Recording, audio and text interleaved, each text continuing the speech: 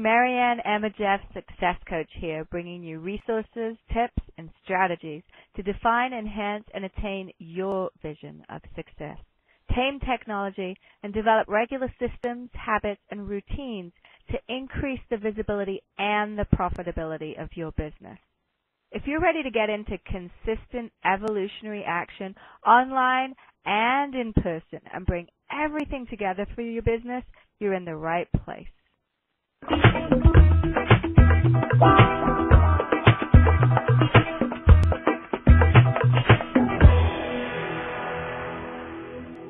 Welcome. Hello and welcome to night 2. We're doing 7 spiritual nights or 7 nights of success. And this is night 2, and this is a 7-part series. It's designed to show you how to use Deepak Chopra's powerful book, The 7 Spiritual Laws of Success, as part of your success toolkit. Each of the 7 20-minute talks that I'll be giving are designed to be brief. You're busy, and you don't have time to be listening to 60, 90-minute teleconferences and webinars. It's 20 minutes. They're going to be simple introductions to bring the concept and ideas into your life and get you into what I love, and that is evolutionary action. Don't worry. If you missed the one last night, if you missed the first one, you can find the replay. You can go to the Facebook page. You can just look for Motivate Myself on Facebook, and while you're there, you can go ahead and make friends with me and like me. That's always good, isn't it? And if you're looking at this on the web, to the left there's a button which says, I think it says Like Me on Facebook, and you can go ahead and click that button and go straight to the page. There you can access, as I said, the replay of the first law and any of the other laws if you miss them. And you can also go to my blog, which you can connect from there, and that is Momentum Books at blogger.com. And you can go ahead and see all the dates and times for the rest of the series. Okay, so tonight we're going to be exploring the second law, and that's the law of giving. And don't worry, you don't need to have read the book to participate. In the interest of time, there's not a lot of time for questions if I'm keeping it to 20 minutes. So please keep hold of those questions. Write them down, and please put them on the wall on the fan page for Motivate Myself. I check in there, and I will answer the questions. I also started a discussion if you click the discussion tab, and you can post any comments. You can hold yourself accountable there or just interact with people, and I really encourage you to do that because just putting your intentions out there and being a part of a community of like-minded people is really powerful. The other thing about being on Motivate Myself and being friends is that you'll know about other upcoming events that I have and other great stuff like this that I do. For example, I have a workshop that's coming up in January called the Foundation Course, which is an annual workshop that I offer. And that's to support you in putting together a solid, authentic game plan at the beginning of every year. And that's a really powerful one that a lot of people love. Now, let's get started, right? Tonight's topic is all about giving, the law of giving. And I want to quote Deepak as we start in here. At the beginning of this chapter, he says, "The universe operates through dynamic exchange. Giving and receiving are different aspects of the flow of energy in the universe. And in our willingness to give that which we seek, we keep the abundance of the universe circulating in our lives." Really nice, clear, and don't get me wrong here. I don't doubt that most of you on the call, if not all of you, are already giving and sharing on a regular basis. I mean, I tend to attract people and clients to me who authentically give and need to give in order to honor their core values. But tonight, we're going to explore how we can bring this into our business lives as well as our personal lives, and perhaps find some new ways to give if you're willing to be open to the possibility. So I just ask you to open up. I'm not doubting. I'm not saying that you don't give. But if you're not receiving to the level that you want to, then maybe there's some fine-tuning that we can do here.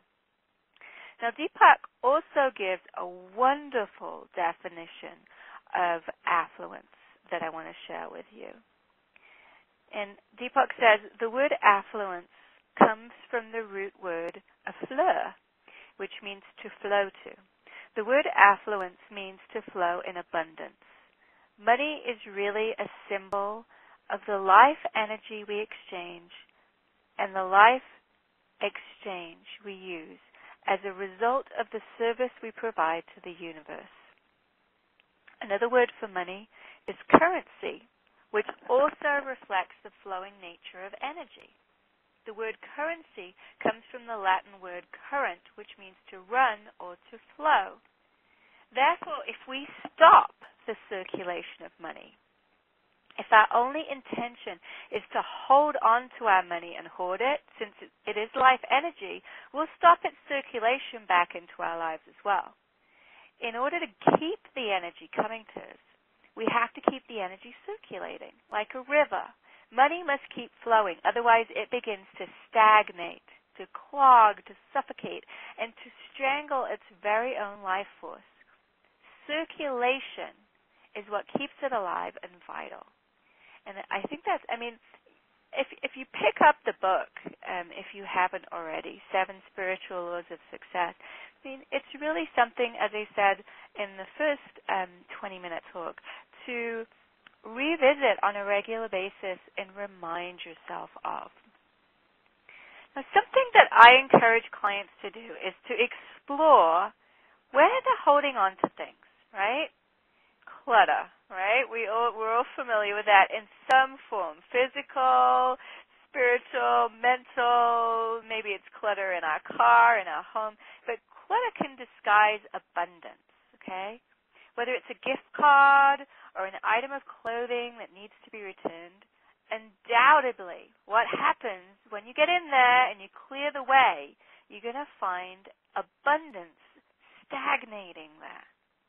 Now, you might be holding on to these things for a rainy day, maybe saving that special candle for just the right night, or that really luxurious, expensive body lotion or perfume for a special occasion, right? We've all done that. But in doing so, what you're doing is you're stopping the flow of abundance. So if you're working on clearing all the blocked areas at once and purging, that can be a little overwhelming. So what I suggest when I work with clients is to take small action steps on a consistent basis, putting them in my favorite thing here and my goal and my vision for all my clients, consistent evolutionary action. That's action that's moving you forward. Your business, right? In your business, what are you holding on to? Is it business cards you've collected, referrals, emails? What's stagnating there, and how can you really open up that flow?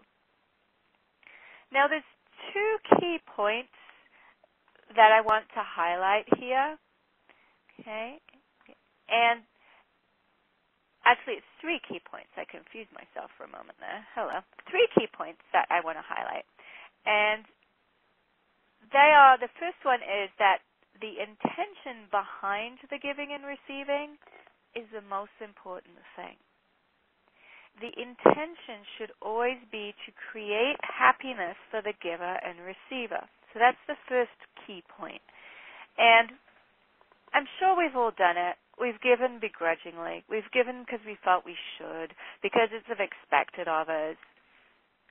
And I hate to say it, but it doesn't count. That does not count. It really is important to look at the intention behind the giving. Otherwise, it's not helping to circulate the flow.